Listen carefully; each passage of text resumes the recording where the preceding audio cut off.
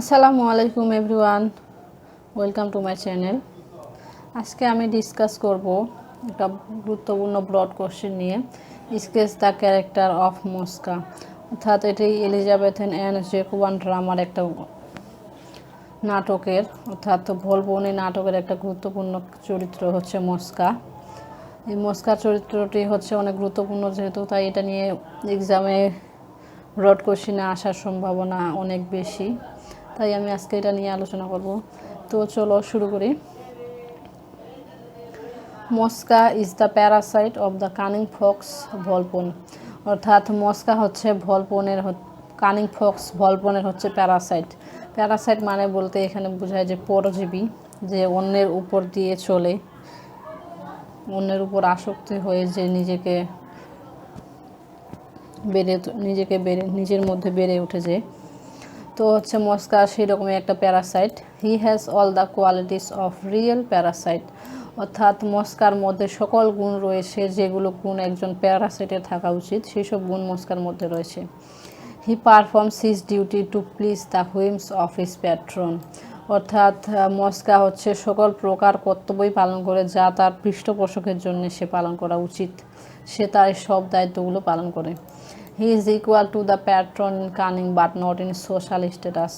অর্থাৎ মস্কা যে একটা প্যারাসাইট, তার পৃষ্ঠপোষকের মতোই তার মর্যাদা রয়েছে, মানে তার পৃষ্ঠপোষক অর্থাৎ ভলপনের মতোই তার চালাক চতুর বুদ্ধি রয়েছে, ধূর্তর মতো, কিন্তু সামাজিক মর্যাদায় তার থেকে সে অনেক ছোট, অর্থাৎ ভলপনের থেকে অনেক কম তার সামাজিক মর্যাদা।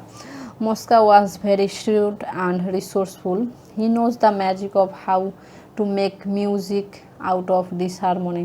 অর্থাৎ মস্কা ছিল খুব চালাক এবং ধূর্ত, যেহেতু তাই সে তার কীভাবে একটা অসম্পূর্ণ কাজকে সম্পূর্ণ করা যায় সে তার ম্যাজিক জানত মস্কা। He plays Volpone against Corvaccio to get more valuable presents for the patron. In a play that revolves around disguises, মস্কা is the ultimate master of disguise. অর্থাৎ এখানে বলা হয়েছে যে মস্কা হচ্ছে করবাচিওর এগেনস্টে একটা হচ্ছে ভোল্টোরকে তিনি একটা মস্কা কী করেছিল, হি প্লেস ভোল্টোর এগেনস্ট করবাচিও, অর্থাৎ করবাচিওর বিরুদ্ধে সে একটা ভোল্টোর করেছিল যে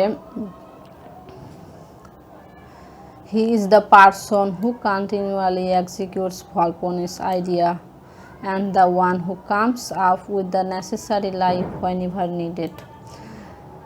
The lie could be made in order to save Volpone from the charge laid against him by Bonario and Celia, or to convince Carvino to let his wife sleep with the fox.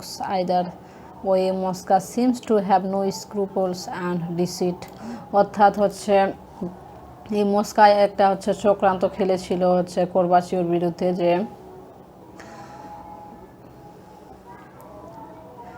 সিলিয়াকে সে হচ্ছে করভিনোর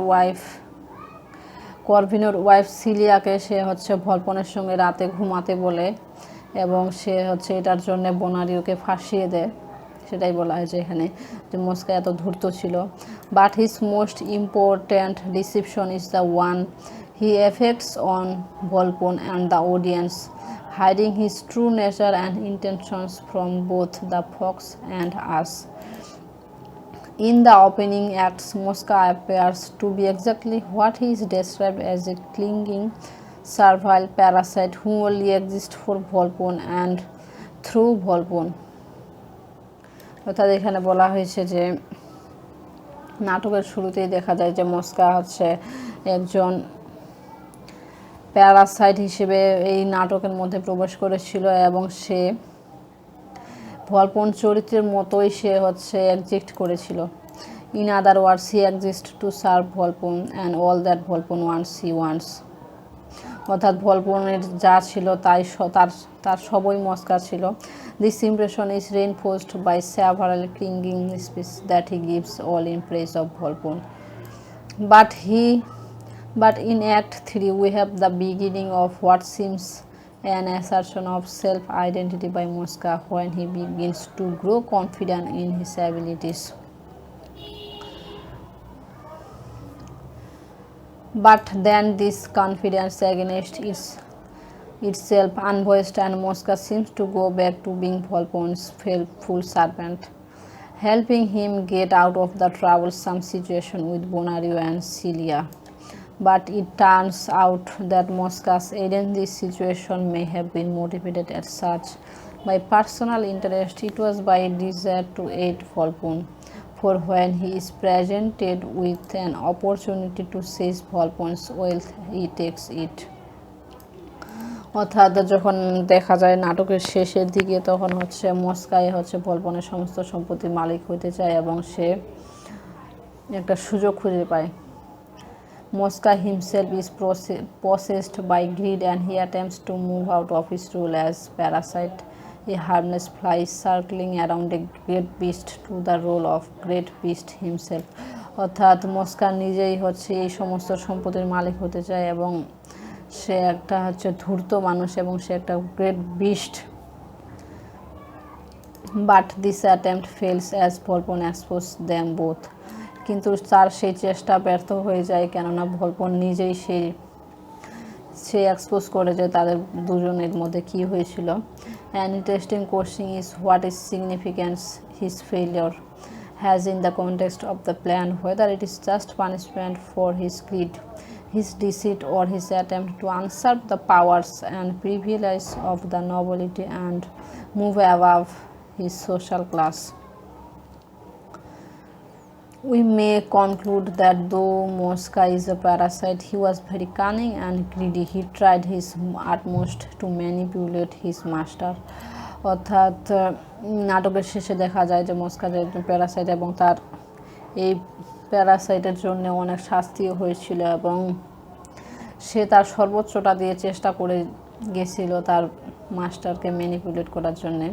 তো মস্কা যে একটা হচ্ছে Parasite চরিত্র, এইটা একটা গুরুত্বপূর্ণ question. তো আপনারা এই কোশ্চেনটা পরীক্ষায় আসলে এইভাবেই লিখতে পারেন। আমি এটা খুব শর্ট করে সামারিটা করে দিয়েছি। তো বন্ধুরা, আজকে এই পর্যন্তই, দেখা হবে আবার অন্যান্য ভিডিওতে। তো আজকে এই পর্যন্তই। Thank you everyone.